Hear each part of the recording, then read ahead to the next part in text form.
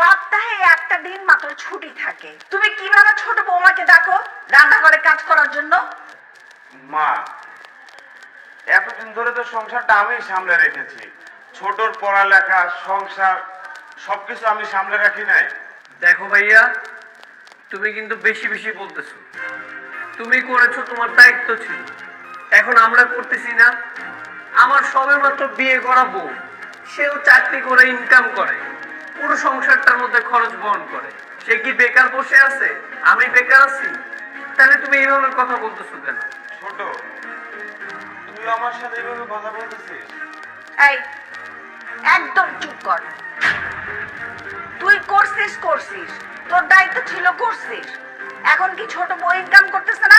ছোট বউ একা ইনকাম করে সবাইকে চালাইতেছে, সেটা কি তোর চোখে পড়ে না?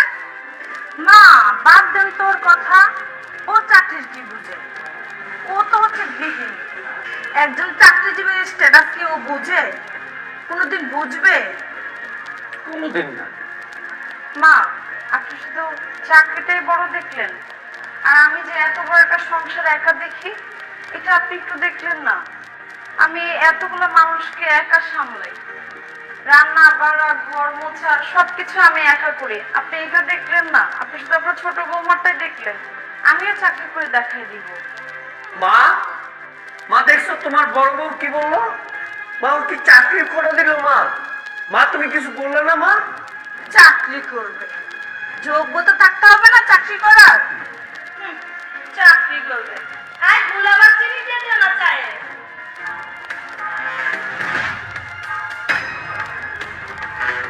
বাবা, চাকরি করতে চলে আসছেন? তোমার কে চাকরিতে বসে আছে? আইস, চাকরি করবে, খায় দেয় কোনো কাম নাই, যোগ্যতা আছে চাকরি করার? ম্যাডাম আসসালামু আলাইকুম। চলো ম্যাডাম। হ্যাঁ, শিওর।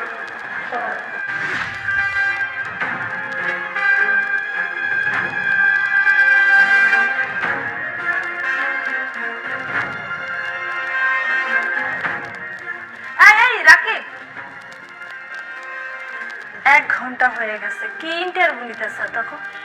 সেটা তো আমি বলতে পারবো না, ম্যানেজার স্যারের সাথে কি যেন মিটিং আছে। একটা জরুরি ফাইল নিয়ে বসে আছি, 1 ঘন্টা হয়ে গেছে। আমি 1 ঘন্টা ধরে বসে থাকবো? বুঝি বুঝো নাই? নতুন চাকরি নিতে এলে বসকে একটু খুশি করতেই হয়, নাহলে চাকরি কি আর হয়? আচ্ছা, ভালো থাকবেন তাহলে, আজকে আসেন। স্যার, আমি একটা ইম্পর্টেন্ট ফাইল নিয়ে এখানে 1 ঘন্টা ধরে বসে আছি। কি একটা মেয়ে আসলো ইন্টারভিউ নিতে, আপনি এতক্ষণ সময় লাগাই দিলেন কেন? কিসের ইন্টারভিউ আর কোন মেয়ের কথা বলতেছেন? এই যে মাত্র একটা মেয়ে বের হয়ে গেল, ও তো ইন্টারভিউ দিতেই আসছে, তাই না? ইন্টারভিউ দিতে? আপনি জানেন উনি কে? না, কে উনি? উনি এই কোম্পানির মালিকের মেয়ে। কি বলছেন স্যার? হ্যাঁ, উনি একজন ডিরেক্টর। উনি আসছেন আমাদের অফিসের কাগজপত্র দেখতে। সেই সাথে উনি একটা কমপ্লেন করে গেছেন, আপনার বিহেভিয়ার নাকি খুব খারাপ। এতক্ষণে আসার তোমার সময় হয়েছে, তাই না? বাড়িতে সবাই আমরা না খেয়ে আসছি, দুপুর গড়ায় বিকেল প্রায়। রান্না বান্না কে করবে শুনি? এই পর্যন্ত যে রান্নাঘরের কোনো কাজ শেষ হয় নাই, সেটা কি খেয়াল আছে? কি ব্যাপার? কি হয়েছে তোমার? কি ব্যাপার বৌমা, তুমি এই সময় বাসায়? মুখ টুক কালো, কোনো সমস্যা? মা, আমার চাকরি তো চলে গেছে। কি বলো এগুলি তুমি? হায় হায়, চাকরি চলে গেছে? তোমার চাকরি চলে গেলে আমাদের এই সংসার চলবে কেমনে? আসলে ভাবির জন্য আমার চাকরিটা চলে গেছে। ছি ছি ছি ছি ছি বৌমা, তোমার ভিতরে এত হিংসা, তোমার না হয় আমি কথা শোনাই, সেজন্য তুমি বৌমার চাকরি খাবা? না মা, আসলে ওরকম বিষয় না। আমি যেখানে জব করি ওটা আসলে ভাবির বাবার অফিস, আমি জানতাম না। কি বলছো এসব বৌমা? মা, তুমি তো জানোই যে আমি যারাকে ভালোবেসে বিয়ে করেছিলাম, তাই যারা ফ্যামিলি সম্পর্কে তোমাকে কিছুই বলিনি।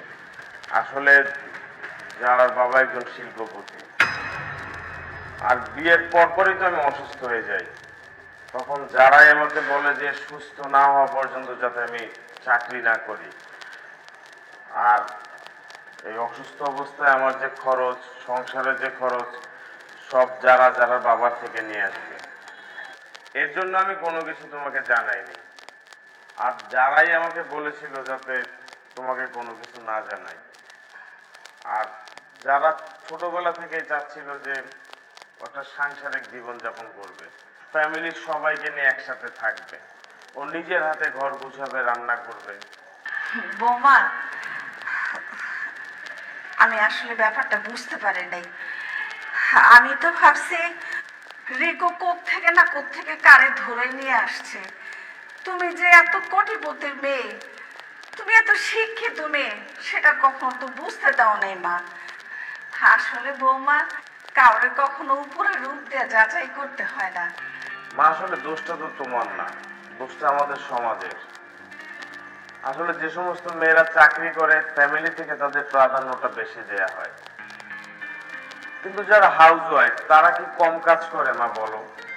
তারা তো সেই সকাল থেকে কাজ শুরু করে রাত অবধি কাজ করে। তারা তো কম কাজ করে না, কিন্তু তাদের মূল্যায়নটা হয় না। কিন্তু তাদের মূল্যায়নটা আমরা সঠিকভাবে করি না মা। তাই না, আমাদের আসলে কখনোই উচিত না কোনো হাউস ওয়াইফকে ছোট করে কথা বলা। বৌমা, আমি আসলে না জেনে না শুনে অনেক বড় ভুল করে ফেলছি। তুমি আমার ভুল বুঝো না। আমি তো তোমার মায়ের মতো, তাই না? ভাবি, আমি আর মিতু না বুঝে তোমাকে অনেক কথা বলেছি। ভাইয়া, তোমাকে অনেক কিছু বলে ফেলেছি। আমরা তো ছোট, প্লিজ আমাদেরকে তোমরা মাফ করে দাও, প্লিজ ভাবি। আরে দূর পাগল, এখানে মাপ চাওয়ার কি হয়েছে? একটা ভুল বোঝাবুঝি হয়েছে, সেটা তো শেষ। এখন আমরা সবাই মিলে একসাথে সুখে শান্তিতে থাকবো। শোনো, কখনো কোনো কিছু নিয়ে অহংকার করতে হয় না। আর জানোই তো অহংকার পতনের মূল। কিন্তু আমি তো বুঝতে পারি না যে তোমার চাকরি চলে যাবে। আমি শুধু তাকে বলেছিলাম যে হচ্ছে তোমার আচরণ একটু রূপ, তোমার আচরণ ভালো না। আমি বাবাকে বলে তোমার চাকরি জয়েন করার ব্যবস্থা করে দিল। তুমি ও নিয়ে টেনশন করো না। আজকে থেকে ঘরের যা কাজ আছে তুমি আর আমি সব ভাগ করে করব। সত্যি? হ্যাঁ।